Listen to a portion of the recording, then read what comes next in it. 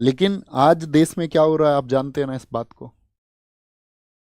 आज जो कुछ भी हो रहा है, देखिए हमारा एक नैतिक उत्तरदायित्व इसलिए भी बनता है क्योंकि इस एसएससी एग्जाम के लिए जितने भी बच्चे तैयारी कर रहे हैं, तो हमसे सबसे ज़्यादा बच्चे पढ़ते हैं। एसएससी का सबसे ज़्यादा लाइव बच्चा कहीं पर है तो वो यहाँ पर है। तो एक नैतिक उत्तरदायित्व यानी कि उन बहुत सारे बच्चों ने अपने भविष्य की उम्मीद वो किससे लगा रखी होगी, वो हमसे लगा रखी है। लेकिन दोस्त, जब हम पढ़ा रहे हैं और अगर कोई स्टूडेंट हमसे ये पूछ ले कि आप जो पढ़ा रहे हैं क्या गारंटी है इस बात की कि एग्ज़ाम में जितना अभी चल रहा है कोई ट्रांसपेरेंसी नहीं है, कोई जवाबदेही नहीं है, बहुत सारी जितनी भी गड़बड़ी स्टूडेंट्स को फेस करनी पड़ रही है, क्या इस सब का जवाब भी तुम्हारे पास में है? तो मेरे दोस्त, अब तुमको कहना होगा कि अब और नहीं। और मैं ये कह सकता हूं कि इस बात को हमको हर किसी को बहुत आक्रोश से बोलना चाहिए, क्योंकि अब ऐसी स्थिति आ गई है कि जिस देश में मतलब टीचर्स को एक भगवान की दृष्टि से देखा जाता रहा है, तो उन टीचर्स को भी बार बार मजबूर कर देना कि उनके ऊपर भी प्रश्न चिन्ह लगाए जाएं। और वो किसकी वजह से प्रश्न चिन्ह लगते हैं? खराब व्यवस्था और सरकार की वजह से। सरकार की वजह से।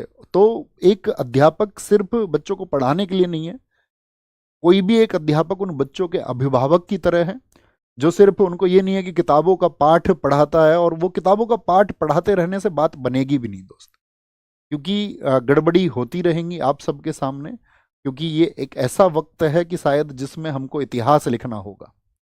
एक उबाल तुम सब लोगों को अपने अंदर पैदा करना होगा और वो चीज़ें तुमको सपोर्ट करनी होंगी, हमेशा करनी होंगी, क्योंकि एक बोर्ड एसएससी आप सबके जीवन से लगातार खेलने का काम कर रहा है। आज इतने ज़्यादा भ्रष्टाचार में वो फंस चुका है, इतनी ज़्यादा लापरवाही हो चुकी है, और सारी गड़बड़ियां जो भी हैं वो तुम सबके सामने है कि कितना अन्याय बच्चों के सामने हो रहा है, बच्चों के साथ हो रहा है। बच्चा एग्जाम सेंटर पर यहाँ बैठा हुआ है, साइड में डीजे पे सॉन्ग चल रहे हैं। एक जगह तो सेंटर ऐसा बना दिया गया है, मुश्किल से 50 गज जगह होगी, उसके चारों तरफ कूड़े का ढेर है। आज ही सुबह आपका सिलेक्शन पोस्ट के एग्जाम में जो आपका गुड़गांव की एक लैब है, ठीक है, उसको मतलब एकदम से वहां पर पाया गया है कि वहां पर हैकिंग हो रही है। तो ये जो एडिक्विटी है, इसका सिस्टम ऐसा है कि जिसको बहुत आसानी से हैक कर लिया जा रहा है। दिल्ली में आपका पवन गंगा एक लैब है, उसको आज वहां पर हैकिंग पकड़ी गई है, ठीक है। उसको रेस्टिकेट करके नए 3 सेंटर्स बना रहे हैं। तो बच्चों क्या बेवकूफ समझ रहे हो? ऐसे किसी व्यक्ति के हाथ में जिम्मेदारी दे दोगे कि जिसका सिस्टम कोई भी हैक कर सकता है?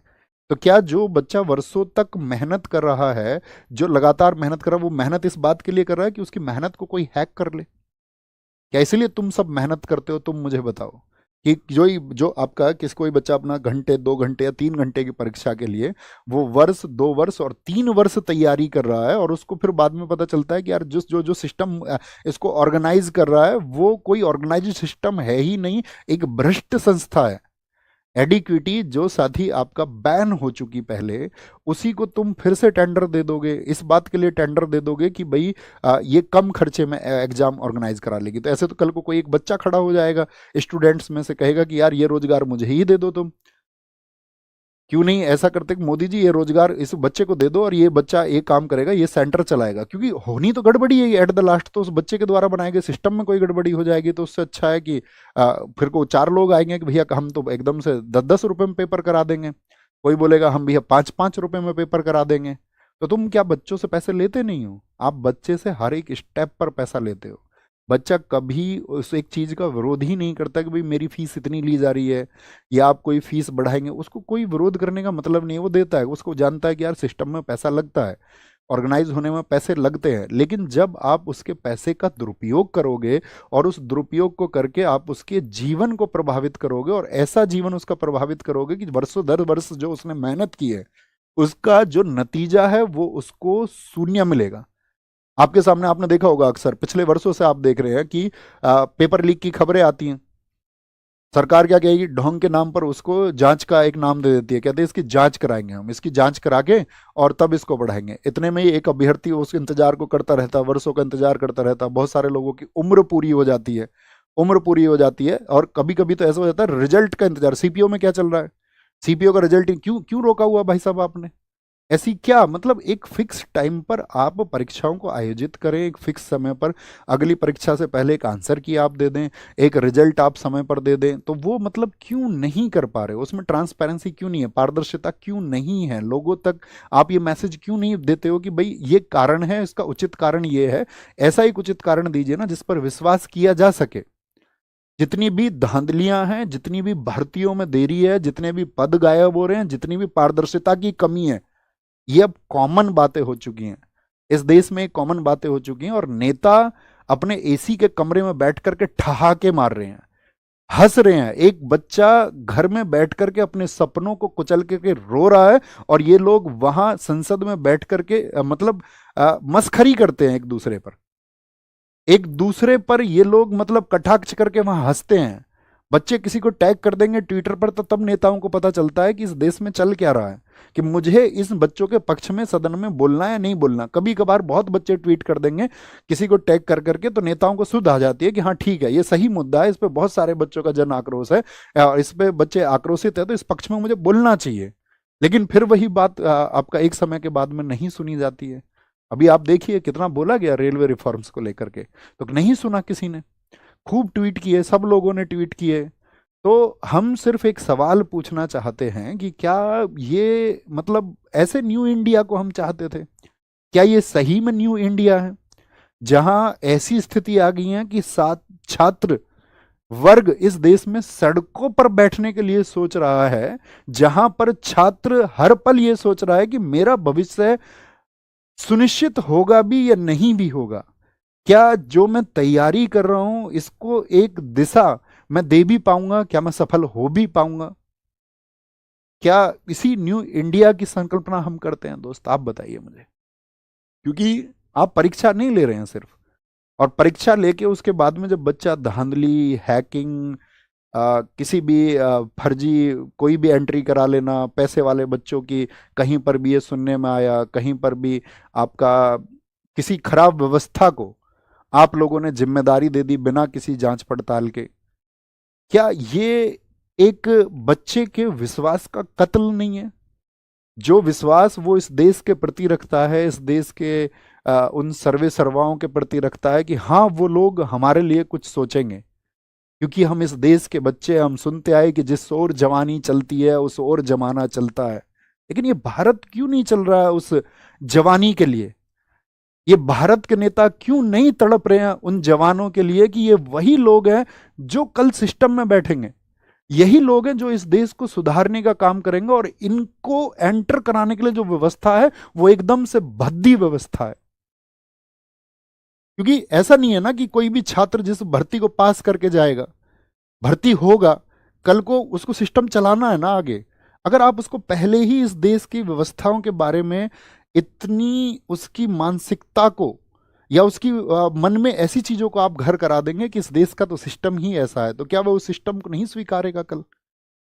कैसे वो गर्व करेगा मतलब व्यवस्थाओं पर? कैसे वो देश पर गर्व करेगा? कैसे इन नेताओं के लिए वो ये सोचेगा कि हाँ ये मेरे लिए कुछ अच्छा सोचेंगे? बच्चे को पढ़ाने के लिए उसके माँ बाप बहुत जगह पर मजदूरी कर रहे हैं, और बहुत जगह पर लोग अपनी जमीनों को बेच रहे हैं, अपने खेतों को बेच रहे हैं कि हाँ कल मेरा बच्चा कुछ अच्छा कर जाएगा और चीजें एकदम से सही पटरी पर आ जाएंगी। कोई पूरी रात को बच्चा जागकर इस बात के लिए पढ़ रहा है कि कल एक दिन एक सवेरा आएगा और उस सवेरे के होने के बाद में वो संघर्ष थोड़ा सा विराम ले लेगा, वो संघर्ष थोड़ा सा थम जाएगा। लेकिन जब उसके पास ये खबरें पहुंचती हैं तो उसका विश्वास टूटता है, उसका रातों को जाग कर के जो मेहनत करना था वो एकदम से खत्म हो जाता है और वह इस सिस्टम के सामने हार मान लेता है। मेरा दोस्त, ये हार मानने का वक्त नहीं है। खुद से वादा करना कि अब क्रांति होगी और अब आंदोलन होगा और इस देश के हर घर से आवाज उठेगी और इस बात के लिए आवाज उठेगी कि हमारे साथ अब इनजस्टिस और नहीं हो सकता, हमारे साथ अब अन्याय और नहीं हो सकता है। और बस मैं तुमसे इतनी बात कह सकता हूं कि तुम डरना मत, झुकना मत। और क्योंकि अगर हम डर गए ना दोस्त, और अगर हम झुक गए तो इस देश की जो टेढ़ी रीढ़ जिस किसी ने भी की है उसे हम कभी सीधी नहीं कर पाएंगे। और ये छात्र वर्ग है, ये जवान वर्ग है, जो इस देश की नेताओं के द्वारा जो, या सिस्टम के द्वारा, या खराब अधिकारियों के द्वारा, भ्रष्ट अधिकारियों के द्वारा जो टेढ़ी रीड की जा रही है, उसको हम सीधा करेंगे और मिलकर करेंगे।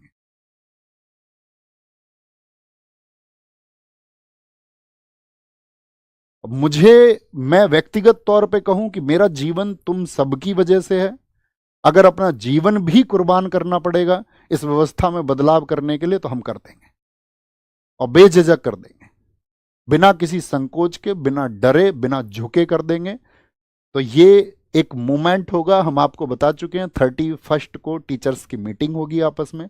सब टीचर्स आपस में डिसाइड करेंगे कि कैसे एक परफेक्ट वे पर चलना है, ताकि आपकी चीज़ों में जो आवश्यक सुधार होने चाहिए वो कैसे किए जाएंगे। और अगर उन सब चीज़ों को कंसीडर नहीं किया जाता है, तो ये सिर्फ एक प्रोटेस्ट नहीं, ये भविष्य बचाने का आंदोलन होगा, इस प्रशासन को जगाने का आंदोलन होगा, और उस हर एक युवा आवाज को संगठित होना होगा जो इस खराब सिस्टम के खिलाफ में लड़ना चाहती है, जो ये चाहती है कि ये लड़ाई हो। क्योंकि बहुत कॉमन सी चीज़ है ना, सब जानते हैं क्या होना चाहिए। भाई एक कैलेंडर फिक्स हो जाए, फिक्स डेट हो जाए, एक आंसर की आ जाए बच्चों के पास में, उसको पता रहे कि भाई मेरी गलतियां कहाँ पर हैं, क्या पैटर्न चल रहा है। अब तुम किसी भी नई संस्था को कम से कम एक समय पहले बताओगे ना बच्चों को कि भाई क्या पैटर्न होगा परीक्षा का, साल 6 महीने पहले बच्चों को इन्फॉर्म करोगे कि भाई ये पैटर्न होना चाहिए, ताकि बच्चा उस मानसिकता से खुद को तैयार कर ले। अब बच्चे को पता चलता सिलेक्शन पोस्ट का है जी, वो सब कुछ पैटर्न चेंज हो गया है। अब उसके 10 दिन बाद जो सीजीएल देने वाला है, उसके दिमाग में क्या प्रश्न होंगे। जिसने साल 6 महीने 2 साल तैयारी की, उसकी मनोस्थिति क्या होगी इस समय, उसके क्या वो अपनी तैयारी पे फोकस कर पा रहा होगा, या उसके दिमाग में सिर्फ एक ही प्रश्न चल रहा होगा कि यार पैटर्न क्या रहेगा। अब वो उन तमाम वीडियोस को, उन खराब बेवजह की वीडियोस को देखेगा कि अब पैटर्न चेंज में क्या होगा। क्योंकि कुछ टीचर्स को नहीं पता है क्या होगा पैटर्न चेंज करके, तुक्का लगाएंगे सब लोग। ये तो बच्चे को पता चलेगा 1-2 साल में वो पैटर्न रिपीट होता है, तो फिर सब लोग उसकी नब्ज पकड़ लेते हैं, लेकिन किसी को नहीं पता होता। हमने नहीं बनाया कोई वीडियो पैटर्न चेंज क्या हो, पता ही नहीं है किसी को क्या होगा। पारदर्शिता बिल्कुल नहीं है, समय पर रिजल्ट बिल्कुल नहीं है, पेपर लीक्स तो खबरें आती रहती हैं, आप सब जानते हो। लेकिन ऐसी एक संस्था एडिक्विटी को जिम्मेदारी दे देना, जिस पर हैकिंग जैसी चीज़ों की शिकायतें, या ये पता ही नहीं चल रहा है कितने बड़े स्तर पर हैकिंग है, कौन लोग किसको बेच दे रहा है, क्योंकि उनका जो सॉफ्टवेयर वो आसानी से हैक हो सकता है। और एक सस्ती और रद्दी भ्रष्ट, अगर मैं ये कहूं कि जिस पर भ्रष्टाचार प्रूव हो चुका है, एक खराब संस्था, उसको ये जिम्मेदारी दे दी गई है आपके भविष्य की। और मतलब बहुत सारे मुद्दे हैं जिन पर बातें होंगी। अंत में सिर्फ इतना कहूंगा कि अगर तुमने आवाज नहीं उठाई, तो तुम्हारी जो अगली पीढ़ी है ना, वो कभी मतलब कलम तो नहीं उठा पाएगी, उसको लाठी उठानी पड़ेगी। तो हमको ये क्रांति का बीज बोना होगा, शुरुआत करनी होगी। हम सबको अपनी आने वाली पीढ़ियों, अपने खुद के भविष्य को बचाने के लिए साथी एकजुट होकर के एक आवाज उठानी होगी। और वो आवाज हम उठाएंगे दोस्त, वो आवाज हम जबरदस्त तरीके से उठाएंगे, और हर हाल में उठाएंगे। उसके लिए सब कुछ कुर्बान होता होगा तो हम सब कुछ कुर्बान कर देंगे, और आपके सामने कुर्बान कर देंगे। और हम ये कहें कि ऐसी व्यवस्थाओं में हमको अध्यापक रहना है, और हम अध्यापक रह के पढ़ाते रहें, बच्चों को बरगलाते रहें, तो हम ये कहेंगे कि हम वो अध्यापक नहीं होना चाहेंगे। हम साथी लड़ना चाहेंगे, और इन अधिकारों के लिए लड़ना चाहेंगे। और आपसे भी उम्मीद करेंगे कि 31 को जो टीचर्स की मीटिंग है उसके लिए आप सपोर्ट कीजिए, और भविष्य में सभी टीचर कम्युनिटी जो भी डिसीजन लेती है उसमें आप